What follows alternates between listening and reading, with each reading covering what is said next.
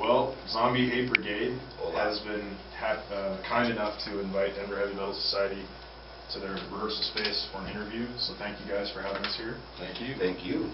Thank you for coming. Yeah, it was a treat to get to watch you guys rehearse, and we're very excited about having you guys play our Herman's Hideaway show on October 3rd, along with Ivan Minerva and a few other bands yet to be announced. Yeah, looking forward to jamming with those guys. They're some tricky sons of bitches. Yeah. We don't know too much into that stuff, but those guys are pretty damn good at it. Yeah. And we're looking at a diverse lineup for that, so we'll announce that as soon as we can. And you guys have another show coming up even before that at Toad Tavern.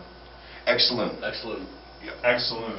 The 17th, correct? Yes. Yeah, the 17th at X Saloon. Excellent. Doing a benefit for Children's Hospital. Oh, excellent. With another grindcore band called It's For a Cop. And then Reslick, guy from California, just came out here. He's kind of like old school Manson. That guy, Reslick. Stubbies. The Stubby Shillelaghs, which is a Celtic band from Greeley. And then we got the Tramps, which is a tribute to the Cramps, the punk band. Girl band on top of it. They're all chickies. Oh, yeah. Except for the guy, the drummer dresses in drag most of the time. Alright. And you also have some recording plans coming up soon as well. We do. We are scheduled to be in there September 24th, I believe. We're just going to do 15 minutes of material. Our main reason was to go in there so we could get the song done for Trauma, if anybody knows who that is. And that's our main, but while we're in there, we might as well bang out a couple other songs too. We're going to use it more as a promotional type of platter thing and make sure that song gets submitted to the Traumas. And do a recording with the new lineup. Yeah, that's another thing too. With the lineup. Yeah, with the current lineup. Every time that there's a change of hands in this band, we try to fucking rush ourselves in there and get something done just so we can, so that new person feels accepted as well. I don't like having a new person come in and then they bolt before there's even they feel somewhat accomplished with what they've done. Well, we've been in the studio with this. Yeah, us three have done it, but we've lost a member since. Justin, he's a fucking amazing dude. He's with another local band called Weaponizer and Gravetorn as well. Gravetorn's really good. Yeah, both bands are really fucking good. I really like both bands. It's just, he's busy, he's busy, so he had a jet, and so we just said, fuck it, not fill the void, or get a little bit more grindier so we don't need so much, lean so heavy on the bass guitar, and now it's just us three. A little bit easier with the three-piece too. Right. A little bit heavier too. Yeah. I think. For those people who aren't familiar with you guys, if you could just maybe introduce yourselves real quick, that'd be cool. Cool. Well, my name's Dennis. People call me D-Schlogs. I play in Horde Grinder as a guitarist and vocalist. With another couple of awesome dudes. I used to play drums for a band called Blood Clot back in the day. And I just always, Yeast Infection, of course, was one of my favorite bands back in the day. It's like one of the reasons why I got into grindcore. Oh, thank you. Fucking Ace and shit, you fuckers. Nauseum, and Zombie, dude, always. I thought you guys were sick, and I'd heard that name like a million times, and one day out of the blue, Pito calls me up, and was just like, hey, we're looking for a drummer, I know Blood Clot played a couple shows with Zombie back in the day. I think that's where they saw me shred, and I was like, fuck yeah, dude. We played the last show with Yeast Infection too. Yeah, we played their last show with Yeast Infection at Cervantes, and I know I got to meet Ace, and that was cool. I met him before I even, really knew either one of these guys. And yeah, it's just been uphill. It's been, I used to kind of feel like everything was falling apart for a while. Horde Grinder started up, and I was excited, and then I got, good chance to bridge with some dudes that I used to fucking like idolize and shit. So it's pretty cool. I'm a lot younger than these old fuckers too, So not really, but. Oh no, he is. I don't know. I just wanted to bring a new aspect to everything. Be it, a little more speed, a little more blasty. Just try to bust it out. He's definitely something that the band needed, that's for sure. Yes. And he's brought a lot more enthusiasm and made us step up our game. So he's a great addition to what we got. I love for I sure. could blast beat all day, man. That's my thing. I fucking love that shit. Nick, Sick Nick. Chris and I started this band fucking a long time ago now, huh?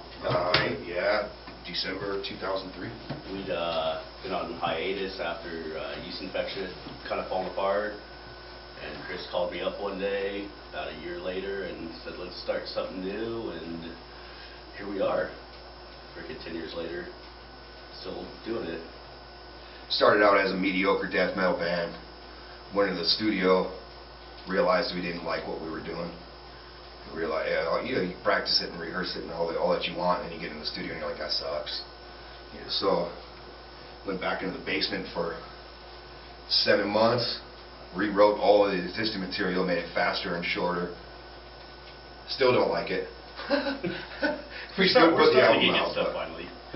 yeah, and yeah, I mean, gone through several dudes. Me and Nick still being the remaining ones. My name's Chris. I'm the vocalist, by the way, and been hammering at it for a few years now, and it's not that it's not fun. That's for sure. Obviously, we wouldn't be here doing it, but we've definitely had our trials and tribulations with this band. But I think we've got the core three that needs to be a part to make this band happen right now. And I think if any one of us three were to step down, it would probably be the end of the band for the most part. But I think as long as us three can gut it out, this band will remain for a while. And that we're laid back and we're not in it for money. We already realized there's no money in metal. You can't be in it for money. About half the shows we do are benefits anymore, Which makes it fun. which does make it fun. It's kind of nice that, you know, the money's not going to a promoter and going to something that matters. Yeah, indefinitely. As like former members of a lot of other bands in the past, and you've all been around for a long time, obviously, can you talk a little bit about how you see the metal community and scene evolving and growing in Denver over the years from when you started? Man, I would like, how do I want to say this? I know that's a big, broad, vague question, kind of. It is. I mean, it's definitely, you know, I've been doing this since '87, and I've definitely seen the scene shrink. You know, people get older, have kids, get married, move on, blah, blah, blah, move out of state, whatever. But the capacity of the new bands that arise is fucking amazing. I mean, this has probably got to be, I've been having my fingers in the underground for years. You know, tape trading, CD trading, whatever, video trading of bands. This has got to be one of the most explosive, brutal fucking scenes around, of just the brutality of great bands that are in this freaking state. But it always seems to be looked over. Always seems to be looked over. And as far as the scene, it's small. It's definitely small. You could do 2 shows a month, you know, and there'd be 300 kids there. Now you're lucky to get 60. But that's the name of the game. It doesn't help with you know, the way that some people run their businesses too. You know, back then you could rent a theater for fucking $200. And back then you could play at the Gothic and be free tickets, and now you can walk into almost any local show and it's $10 too. Yeah, you know, them dirt heads. But, I mean, we're fucking broke. Yeah, you know, broke. you know, that's the gander of life. But as far as bands that are in this state, man, there's a ton of awesome ones. I try to wear and buy as much of their shit as I possibly can. You never know when that next one could possibly get picked up or fade off, and 10 years later you're like, damn, I remember these dudes. These guys are freaking brutal, you know. So I try to grab up as much local stuff as I possibly can. You know, I don't get to make it to as many shows because of work and family and stuff, but I guarantee I got a t-shirt or something from somebody in my closet. And you could tell too when some of the touring bands come to Denver, you can tell they love this place. You know, because it is, you know, it's not just the musicians that are explosive. I think the hardcore fans and the people that are actually true to metal, who wake up every day, listen to it, go to bed listening to it, fucking drive around their car listening to it, you know, like, they're at the shows and they make it out. And it ain't hard, it ain't easy, you know, everybody's got their lives they gotta deal with too, but it's like, that's that release, and everybody in Denver has that release. The recent Suffocation show that I went to was badass, man. I saw so many familiar faces, people that I haven't even seen for a while, and it was just it's that gathering, I think, that keeps everything strong. And all these other people and all these other bands they branch off and they have their second, projects that they're working on or something else they might come back to, but it always seems to stay here. You don't see a lot of local Colorado bands that the whole band picks up and moves out of Colorado because they fucking love this state. Right. Not to mention the marijuana laws and everything else like that. It keeps everybody planted, and I think that's the main root of everything. That's why everybody sticks it out, and that's why it stays so brutal. I've lived in Colorado forever, and I've just seen so many awesome bands, and a lot of them are still around. Might have different people in the band, but they're not people from out of state. They're other dudes that were in other bands in this state. It's like we are a big family. Right. It's probably the same in different places, but it just seems like a big, brutal, awesome, badass family here in Colorado. I don't plan on going nowhere. That's how it feels to us fans as well, because that's what we are as fans, and we see it that way, and it feels that way to us, and that's why we like it so much too. So. Right on. Yeah. It definitely has a family feel to it. Yeah, everybody's like a big community, the bands and the fans and the venues and promoters and everybody. It's really great. Well, then you get bands that come back like Middle Murdered. Yeah. Right, Which is awesome which is to nice see. to see those guys come back. Been around as long as we have. I mean, we grew up with those kids. Yep. Yeah, we're definitely not kids no more. Neither are a couple of them.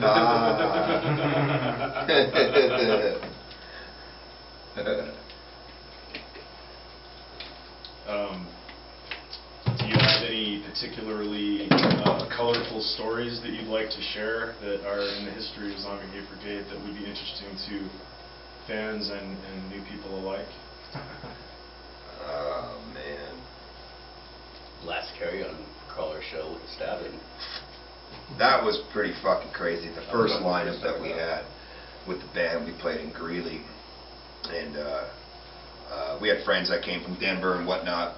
Carrion Crawler, Justin Kelly, the old bassist for the band, was in another band, grindcore band at that time. Shaggy was with them as well, and that was their last show, and a big fight broke out.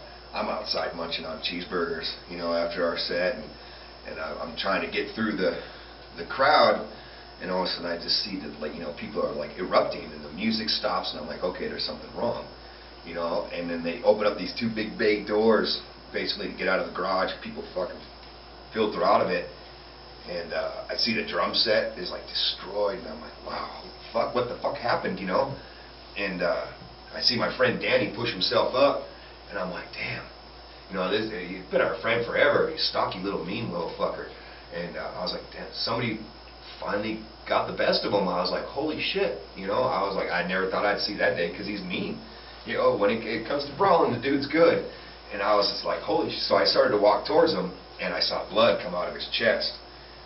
And his girlfriend stumbled him outside, and he had actually been stabbed in the chest. And that was fucking scary. Along me and probably 6 other people called 911 at that point. Sat in the police station all night. Sat in the police station, yeah, giving our little speeches to him, telling him what happened, what we saw. That was fucking scary. He survived. Danny pulled through, though. He's had some, temporary setbacks in health and whatnot since, but he's basically back out. Being Danny. Being Danny, yeah. Being Danny again. Working hard and raising his kids. Right. What's that? One of the stabs grazed his heart, too. Yeah, it pierced his heart, and I think it hit one of those major arteries, so it was bleeding on the inside or something. I don't know, maybe Danny will see this and correct me on that, but he was fucked up. He was definitely fucked up for a while. But he's back raising his kids and working hard again, so he's at least back up on his feet. It took him a while, but he's back. That was scary. That was a weird show. Real scary. I don't know. I don't know. That was after spitting that out. That's probably one of the most memories I have of ugliness at a show, But there's been other shows. Opening for Exhumed. When we opened for Exhumed, we had an amazing freaking crowd there. Really good crowd. That was fun. They were chanting our name before. Yeah, they actually were chanting our name. I remember looking at Justin, and I was like, dang, that's kind of cool. They probably thought we were from Germany or something, but... One of our favorite shows so far this year has been the Ace tribute show that was at the Roxy on March 2nd. Oh, nice. The Grindcore. Oh, okay. We thought that was just absolutely fantastic, and you guys actually did a lot of covers that night of older songs, and you had James Mops with you up on stage doing some bass. Yes, for sir. That. And that was just fantastic. And excuse me. Can you talk a little bit about some of those bands that you covered and why you picked those songs and a little bit of the significance? Because that show, I think, was a really special show. And I wanted to have you at least talk a little bit about how that all kind of, Well, it evolved from one of our friends. He's a promoter in town called Gutter Rap. A real good friend, Bree Lovato. He was the one that came up with the idea, and then we just both kind of brainstormed on it. Got the bands that we, that were able to do it, and the ones that we really liked to have do it. The guys in Xiphoid, they're also members of Mentally Murdered, and they've been fans of Fetus forever. Aberrant, they just fit the bill just perfect. Their grindcore. that was the first time we saw them, and we were completely blown away. Yeah, man, sad to see that was one of their band last go. shows, too. Yeah, sad to see them go, but they definitely left a fucking stamp on Colorado. And who knows? Maybe Alden will be able to do something else with it later on, but. Horror Grinder played that night. Yes, in a Horror Grinder, and just as you said before, they were raised up in the scene too, so they all, listened to Fetus and Yeast Infection and stuff like that. But I used to be the other guitarist in Dismember Fetus for a while, and so it was pretty easy just kind of looking back and getting the songs done. So we picked out Fetus songs and Yeast Infection songs, Festering Puke songs. We ran in another noise core-ish band called Festering Puke that we actually Pissed a lot of people off with. pissed a lot of people off in the underground, which is fine. We're trying to gain fans. We're just trying to be funny, and people took us a little too seriously. Yeah, they took us a little too seriously. You loved it or you hated it. Yep. So we made T-shirts. Fuck them. Well, and then also, Chris and I especially, we hung out with Josh Ace since frick. We were like out of high school. I grew up with Josh. I went to junior high with him, and I'd known him forever. And then we met Chris probably Inglewood Alternative. About those days? High school. Yeah, about high school, and we've been hanging out ever since. So all the stuff we covered that night was something we'd all been a part of at one time to another. Fester and Puke was Chris and I and Josh. Yeast Infection was Chris and I and Josh. Fetus, I was never in the band, but I was at almost every show and around that scene. And I grew up around that scene, and that's kind of how Yeast Infection started, was a project band office under Fetus. So we figured we'd just kind of hook it up and give the fans something they hadn't seen in a long time. And then him being a fan of just the music was... It was almost easy playing those songs. It was still a lot of